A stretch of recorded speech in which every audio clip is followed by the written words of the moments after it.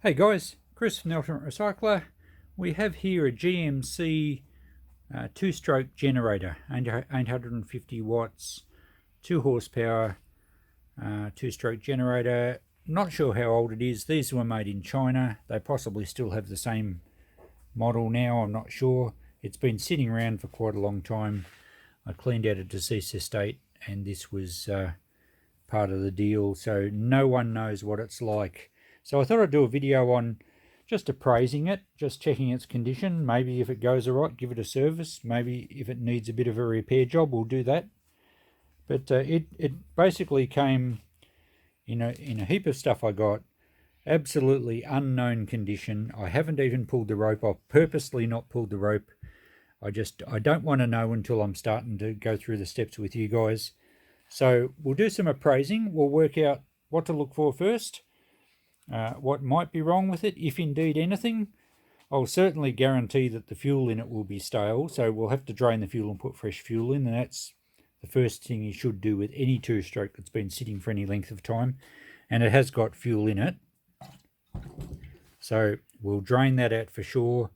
We'll check the spark. We'll do all the basics first, and we'll see if it fires up. If it fires up, well, it'll be a quick video, and you've learned how to just check some basics. But if it's a bit more involved, well, we'll follow that as far as we need to. I'm not going to do major rebuilds. These Chinese units just simply aren't worth it. If it turns out that it's not viable to fix or it's got major problems, we'll just sell it cheap for parts. All right, so we just need to establish where to look first. And I'm not going to pull the rope first, because if it has got bad fuel in it and really stale fuel, or might even have water in it, it's going to suck that into the cylinder. So we won't pull the rope at all. We'll look at taking the tank off. It looks like there's a couple of bolts there. Fuel taps in there. We'll probably be able to, where's the fuel line? I think I can see it. It runs down the end of my finger there. So we'll take this cover off, and perhaps the recoil start assembly. We'll be able to disconnect the fuel line and we'll drain out the fuel and just see what that's like for a start. So the fuel tank's held on with two 10mm bolts each end. Beauty on working on a reasonably modern engine is that nothing's likely to be rusted solid, so it should be pretty easy to dismantle. And the rope start housing is also held on by 10mm bolts. Okay, this should come off now. They're usually easy to remove the rope start assembly on most engines, because replacing the rope is often a common job that needs to be done. Now, we've got some wasps' nests in here, so we'll need to clean them off. The tank should come off now, and we should have access to disconnect the fuel hose. So everything's ready to come off, but I've noticed that the fuel hose is very hard. It's obviously either been in the weather or it's just not a good quality fuel hose, and there's very little flex in it at all. So we're going to replace that anyway, assuming the thing's worth fixing. But I'm going to try and, I've got the clamp off the bottom, and I can lever it off the carby, and there we go, that's freed up our fuel tank. Now I'm not going to waste any time on these two bits. We're not going to flush the fuel or anything until we know the thing's worthwhile. So let's have a bit of a look. There's clearly some spider webs there, but nothing seems out of the ordinary. Bit dusty, bit of rust and muck on top of the muffler, but that's alright. So I haven't even turned the engine over at all yet. I want to get into the carby bowl to make sure that's nice and clean. We'll take this cover off here, which should be the air filter, and I think this whole panel should come off fairly easily now. And then, most important on a two-stroke, and a great way to establish the engine's condition, we're going to take the muffler off, because that gives us a really good window into the cylinder. A couple of screws hold the air filter cover on here. Pretty easy to get to, as most air filters should be. And I think the cover will just, here we go. Okay, so it looks pretty clean in there. The air filter looks absolutely spotlessly clean. It's just a foam one. There's a fair chance, like a lot of generators, they were bought with the idea of being a backup power supply, or perhaps you went camping and you only went once or twice. But a lot of generators end up spending most of their lives in the shed. But the fact that their air filter is so clean, it feels like it's still good. It hasn't broken down. But I'd suggest this engine's hardly done any work at all. Alright, now something else I've just noticed. Let's zoom in here. Now there's another wasp's nest or some mud in here, and I think that's from the air intake holes. So a wasp has got in there and built itself a little nest. If I zoom in a bit there, that would have totally blocked off the airflow through that side with mud, and it happens a lot on engines that sit in the shed. Usually not so much on the intake side. Quite often the wasps will build nests in the exhaust port or in the little hole that comes out of the muffler, and it's very common, and of course your engine won't start if that's the case. Alright, we'll clean that out and then we should be able to take this entire cover off this side. This cover is held on by a couple of retaining screws, really just one down that side there and then the two that bolt into the carby. And then we need to unplug a few of the wires, which I'll take a photo of before just to make sure that they all go back in the same spot. Now these bolts that go into the end of the carby, they actually go right through the sides of the carby and into the block. So they're fairly long bolts. And this one was quite tight, and I expect the other side will be as well. So I'll just show you the best way to get these out. And you can see that it's quite a long bolt. It goes right through the side of the housing of the carby and into the cylinder, and the steel, even though they haven't corroded, they can bind up into the alloy and they need a bit of jarring to free up. And as they're not a socket, they're just a screw head, you need a good sized flat screwdriver, but this one is pretty tight and the screwdriver starts to slip out if I am not careful. So the best way to get that out is just to jar down the threads. Now I've got plenty of room here. I'm just going to tap it gently with a hammer, and that will jar the threads in the alloy. It's not hard enough to ruin the slot, but I will just tap the screwdriver in to make sure it seats properly, and that should have been enough to free it up. Bit of inwards pressure, there we go, look at that. So it makes all the difference. Much easier to do that than to try and work at it with a screwdriver, especially an ill-fitting screwdriver, and you end up damaging the end of the screw. Right, once this one's removed, we should be able to take the cover off. So I've disconnected all the wires, the cover's come off fine. Because those bolts went right through the carby, as I mentioned, you can see the carby's actually loose now. You need to be careful not to damage any gaskets. And the good thing is it's not overly dirty, but then I don't think this engines have much use. So all we've got is a governor linkage there, which we have to unhook. And then we can have a good inspection of the carby, make sure the fuel bowl's nice and clean. The wiring can all sit up here, there's no issues with any of that. We'll clean it up a little bit before we assemble it. And next step will be to take the muffler off. This cover over here should come off. We'll take the spark plug out and we'll have a peek in the cylinder. So let's turn our attention to the other side of the engine. You can see that the muffler mounts here, and there's a exhaust pipe that bolts on the bottom of the cylinder there. This shroud has to come off. So pretty easy, just a few bolts there. There's a mounting bolt for the muffler on that end. More 10mm bolts, and this should lift off now.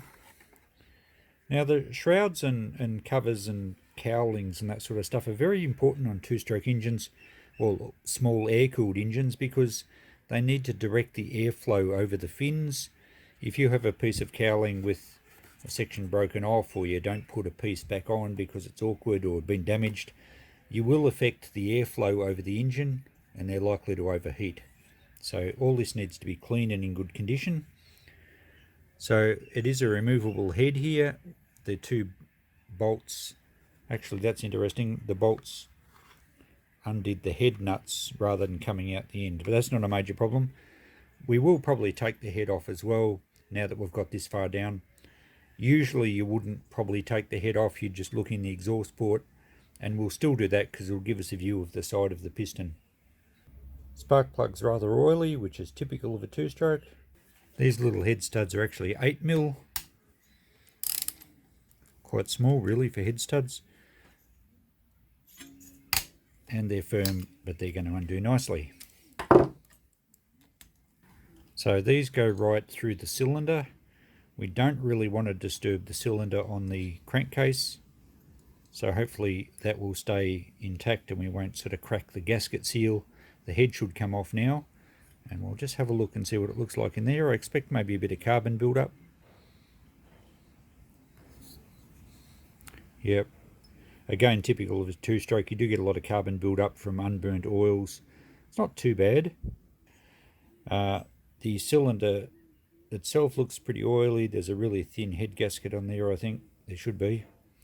So that needs a bit more of a clean-up, but we need to inspect the side of the cylinder to see the condition of the engine. So I've rolled the engine over to get to the exhaust studs that hold the manifold in.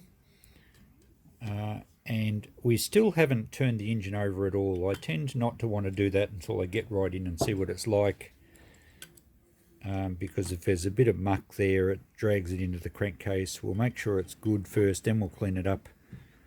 Now this manifold's coming out. It's actually, the bolts are slotted. That's interesting. It's quite oily there. And often the exhaust systems can actually, if the fuel mixture's wrong, they get very oily and very smoky. Alright, we'll put that one aside. Now we'll finally get to have a good look at the engine, see what conditions like. Now with two strokes, the exhaust side of the piston is always the spot where you'll get wear if there's been poor lubrication or if it's been running hot. So whether it be a chainsaw or a lawnmower or one of these little engines, we need to look in the exhaust port and see what the side of the piston looks like, because if there's any damage, that's where it will show. And let's get some good light in there. Now you can see, there's the top of the piston, you can see all that oil there. That's very typical of very old two-stroke fuel that's just all the petrol components evaporated off and left the oil. If I had have tried to start this engine, it would have oiled the plug up, it wouldn't have fired. I could have pulled the rope 20 times, cleaned the plug a few times, it'd take a long time to get going, and when it finally started it would smoke a lot. So if there's been fuel in a two-stroke for a long time, you don't need to pull it down this far, but you really need to be aware that it's going to be very oily. Okay, that's the best view I can get there. I'm seeing what I want to see. The piston still has its machining marks going around it, and if you don't know what I mean by scoring, it would be a lot of vertical scratches like scuffing, and there's very little evidence of that. There's just a few fine marks. So this piston's near new, which just reinforces that this machine's hardly done any work. We can see the piston rings there. They look good. There's a lot of black oily stuff around them, but the rings look good. They're not frozen in the grooves. You can actually see them, see little bubbles of oil. So the rings are free, they're not stuck. A little bit of carbon around the top of the piston. But that's a good sign, and that's what you need to do with the two-stroke, is to look in the exhaust port and just make sure everything's in good nick. And inside the bore from the top looks pretty good. There's no scoring to the bore. Just oily and just a bit of carbon. So that's great. We can start cleaning up this machine and putting it back together. There's no serious mechanical issues. And also with the flywheel, it feels good on the crankshaft. There's no noises. There's no up and down movement on the bearings. They probably just run it through a bush. These things are made pretty cheaply. But it has got a cast iron sleeve cylinder. I mean, it's a solid cast iron cylinder, so that's good. Anyway, it looks like it's going to be well worth putting back together, and it should run fine. We'll clean it up and we'll go through the process of assembling. So assembly is pretty much just the reversal of dismantle, except we're cleaning the parts as we go. I just took the head gasket off. It's just a thin metal gasket. It's perfectly fine to reuse. I've cleaned the top of the cylinder off with a brake clean. You could equally use a starting fluid, or you could even just use some petrol on a rag. You really just want to dissolve the oily deposits. So the head gasket can go back down there now. The head will have to get just decoke it a bit, which means taking the carbon out of it. We'll clean that up as well. I'll just spray a bit of the brake cleaner around these parts just to clean the engine up. And before we assemble, we will put a bit of a light film of oil around the bore so that it's well lubricated with fresh oil. Now the muffler, before we put it on, let's just make sure it's right to go. I mentioned about wasps' nests. There's the outlet, and you can see it's a tiny little hole. Wasps love to build nests in those. There's none in this one though, so that's good. Some of them have a spark arrestor screen which can carbon up, especially if the fuel mixture is very oily. This one, it just feels oily. I don't think there's too much build-up of carbon, and I could blow through that and feel the air come out this end. So you don't even need an air compressor. You just physically blow in like you're blowing up a balloon. Don't stick your lips on it or you'll have black lips. But as long as you're getting airflow through the muffler, it'll work fine. So that's ready for a bit of a clean up around the flange here, and we'll assemble that to the motor. The head's cleaned up pretty well, and it's probably unnecessary on this one, but I'll show you anyway. With the alloy heads, they're a cast aluminium or a cast zinc alloy. They can warp a little bit, especially if the thing's been hot, whereas the cast iron cylinder is pretty good. You don't usually have any troubles with those warping. So I've got the gasket cleaned up and on the cylinder there, and what I've got here is just a sheet of glass and a bit of very fine wet and dry sandpaper, emery paper, and we're just going to basically rub it around on that. I'll need two hands to do this, and just dress it up to make sure we have a perfectly flat surface.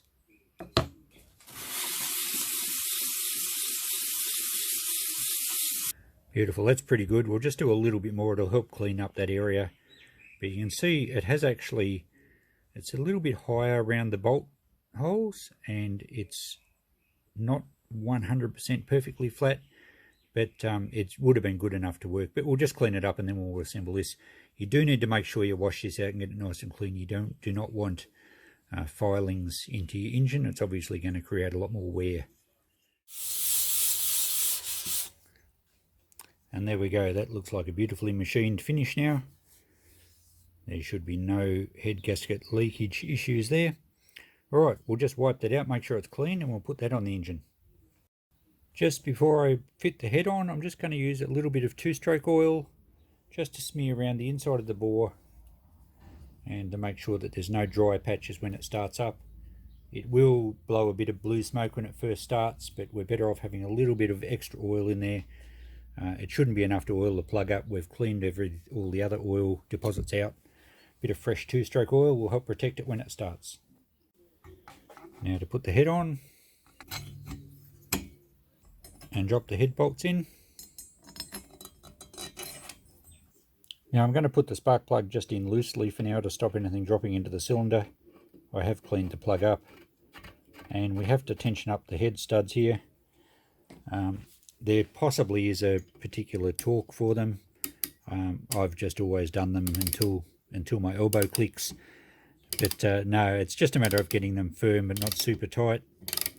And you need to also do them up in a diagonal pattern so that you don't pull one side down too much before the other one comes down, and it just helps it all seal properly. So that's just firm. We'll now switch to the other side, which is a different size, and we'll do that one up till it's firm.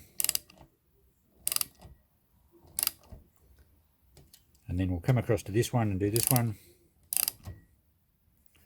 And then we'll switch back to the other side. It's a bit of a pain them being different sizes. And do this one up until it's firm. And then we'll do the whole sequence again just to nip them up a little bit tighter. With the plug in now, we can spin it over, and you should feel good compression because of all the oil around the rings. And just make sure there's no physical mechanical blocks or anything. It should be good to go. Next thing to check, now that we know we've got good compression and we know the engine's in good physical condition, we need to see if we've got spark. So I've taken the plug back out and I can put it in the boot and rest it on some metal. Now usually on modern engines you can't flick the flywheel to give a spark. Sometimes you can, but generally the electronic modules on these units require there to be a reasonable speed of revolution before it'll actually kick in and spark. On the old points systems, if you've ever mucked around with an old engine with points, like a magneto or something, you only have to give it the slightest flick, and if the points open at the right time, you'll get a big spark, and that's when you can really give your arm a jolt. But on these modern ones with electronic ignitions, usually you need to get a few revs, and you can't always do it by hand. So we're just going to put the recoil start cowling back on. I'll just put a couple of bolts in, just finger tight. It'll enable us to pull it over with a rope and check the spark. There we go, just a couple of bolts in. Allows me to pull it over. You can hear that starting to sound pretty good. And I'll explain one of those other noises in a minute. But we need to see if there's spark. So I'll get the camera up close. Okay, so I've got the spark plug in a darkish area, sometimes hard to see in a brightly lit workshop. And it's resting against the engine, against the cylinder head there. So if I pull the rope, you should be able to see a spark between the electrodes. And that looks pretty good. Okay, now that noise you heard before wasn't just the compression. When I was pulling the rope, it's a bit hard to do this one-handed, but we have a compression noise at the top end, and the inlet manifold on this particular engine is actually mounted at the back of the crankcase, which may seem a bit unusual to some of you. Usually on a two-stroke they mount the carby on the side of the cylinder, but really the idea of a two-stroke is to first suck the fuel air mixture into the crankcase, and then when the piston comes down, the fuel air mixture is transferred through some ports up into the cylinder head.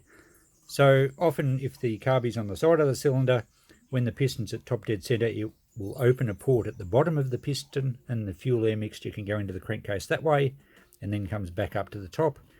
In this particular case, they've mounted the carby and inlet manifold at the base of the crankcase.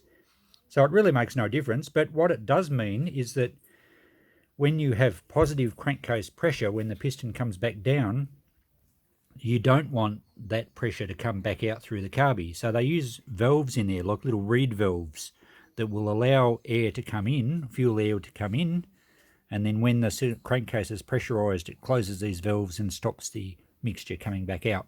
And that's what you're hearing there, is just a bit of a sucking noise with those valves opening and closing. So all we need to do now, we know our spark's good, we know our compression's good, we know the engine's physically in good order. Really, the only other part is the fuel system. So we'll check out the carby, and we will make sure that these manifold bolts are nice and tight, because that can cause a lot of problems on two-strokes.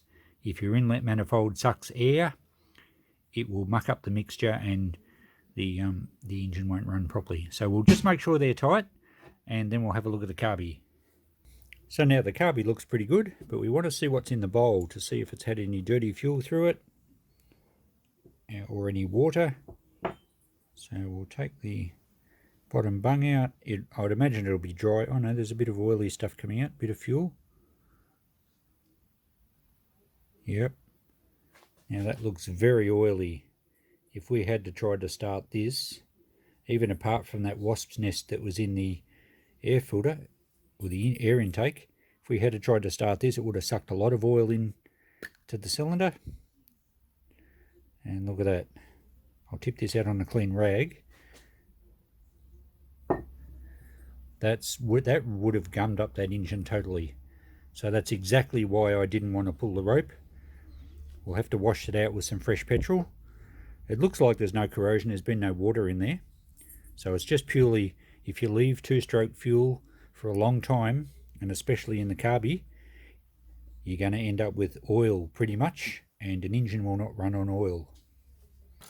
So I'll just give this a bit of a wash up in some petrol. It's some stale two-stroke fuel that I tipped out of something. And I explained in a chainsaw video I did a while back, and I'll link that one now, how important it is not to leave two-stroke fuel in an engine, and as we've shown with this one as well. So if you want a reliable starter, make sure you drain the fuel tanks if you're not going to use it for a while. Might as well clean up the rest of this carby. Looks pretty good. So all nice and clean. I've got the air compressor just with some gentle air pressure. And I'm just going to blow through where the needle and seat goes. So that's the seat. Blow through the main jet and through the idling jet there. And it's nice and clean in there. There's no corrosion, which is great. Blow back through the fuel line. I can feel it coming out underneath. And we have to assemble now, just assemble the float. and the little needle dropped out. Watch you don't lose them when you're washing them up. And also often the pivot for the float drops out as well. So we've got all the parts. We'll put that back together and we'll just check that the float operates correctly, but we'll have to have the fuel tank clean and some fresh fuel in there before we do that. So there's the float assembled. The pivot shaft just pushes in and it's free to actually fall out either end, but of course it can't fall out once the fuel bowl's over the top, but you do have to make sure you don't lose that. So that all seems to operate nicely. I've got the needle in there under that center tab, and we'll check that when we have some fuel flow. Just draining the stale fuel out of the tank now. I actually unscrewed the tap out of the bottom of the tank because otherwise it wouldn't actually release the last quarter inch, I suppose. The tap also had a little filter sediment trap in it, which I'll clean out. But there's no water in there, which is a good sign, but the fuel looks very stale and old and a bit oily, so we'll flush it out as best we can. We'll clean up the tank, then we'll check the float on the carby, and we're not far off giving the thing a test run. So I've got the tank all cleaned out and the fuel tap cleaned out and reassembled. I haven't at the moment got any good fuel hose, so even though this one's hard, I'm going to have to reuse it. It still presses onto the barbs okay, but it really needs replacing. I think I've got some at the shop. Now if you have to replace fuel hose, get a proper fuel line.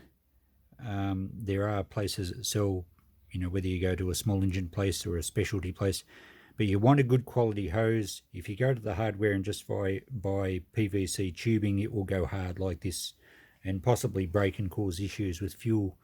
So spend the money. It's not very expensive and you'll get a good fuel hose that'll last. This one's clearly a cheap one. Anyway, we want to flush a little bit of fresh fuel through here. I've got some fresh fuel in the tank. It should fill up a little reservoir. There we go. It's coming through nicely. So that's good. So we know it's nice and clean. Now let's hook the carby up and just see if our float, our needle and seat and our float works properly. We'll take the bowl off for the moment.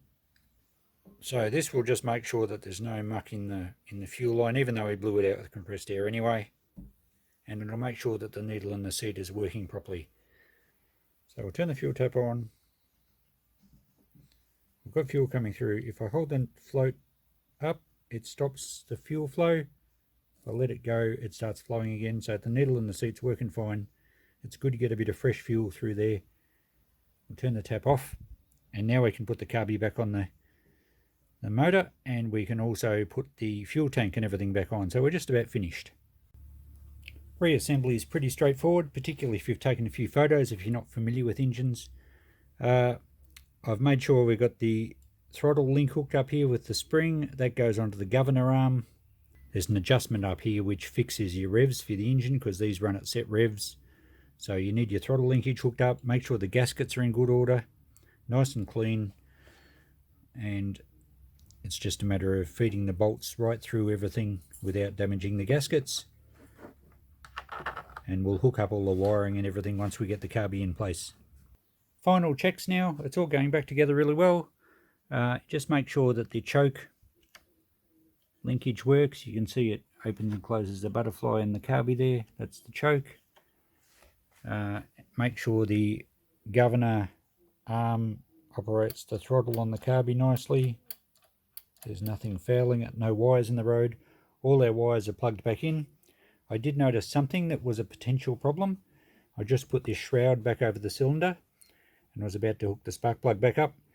There's a little notch there that's supposed to keep the wire, the high tension lead, and it's never been in there. And look, it's been resting against the aluminium housing, and I think you can see the mark there, and it's been rubbing.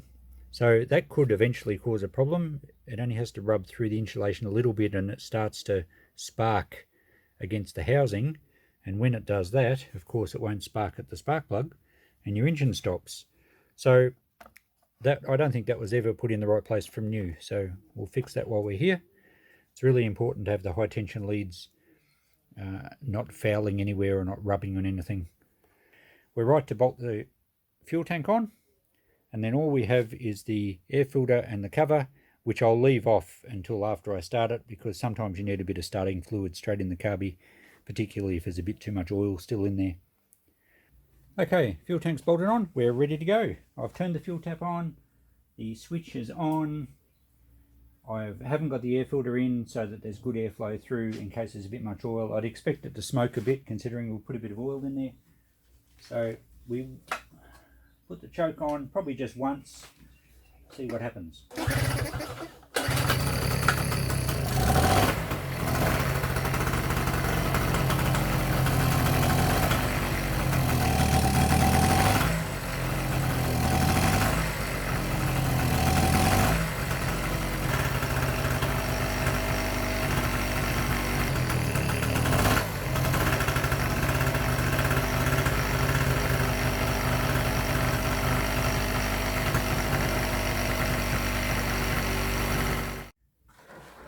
Well, that went pretty well. It surged a little bit, as you saw, until I had a bit of extra choke on, and it helped suck any oily deposits through the little jets in the carby, and once that sort of cleared itself, it ran quite smoothly. And the air filter will provide a little bit more air restriction, which will make it a little bit richer, and it'll stop it doing that surging. So we've just squeezed a little bit of two-stroke fuel through the air filter. That's a good way to clean them, and it gives it a very light film of oil in there. We do need to squeeze it out properly, but getting a bit of a film of oil through there will help trap any dust. So I'll put this back together and we'll plug something in and make sure the generator part of it actually works. Final test time.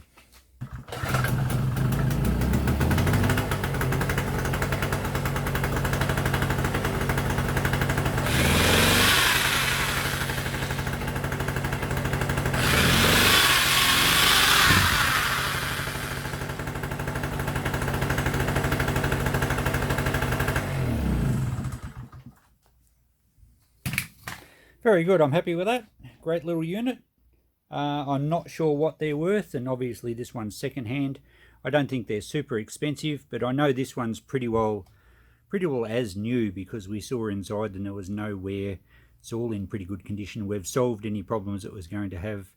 And whilst this video certainly wasn't a restoration, and it wasn't really a repair job, but it kind of was, because anyone that would have tried to start this, maybe you bought it at a garage sale, it wouldn't have gone. You would have had to have done that maintenance before you've got it to go. So hopefully you found this helpful, learned a bit about two-stroke engines, and there we go. I'm going to keep this because our power went out the other day and we had no freezers running for about 6 hours. So this is big enough to run one of our freezers if we need to.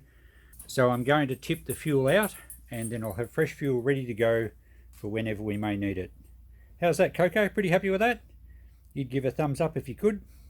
Alright, catch you in the next video. Bye.